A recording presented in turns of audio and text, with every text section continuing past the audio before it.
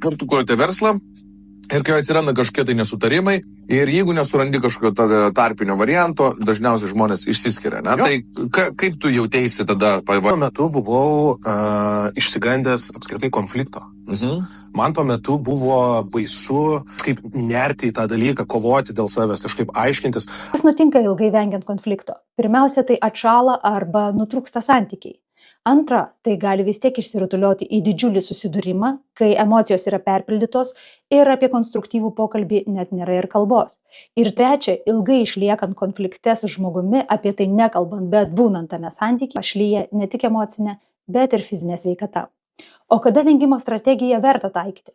Tada, kai matote, kad dar šiek tiek nelaikas apie ją kalbėti, nes kažkuri pusė nėra pasiruošusi.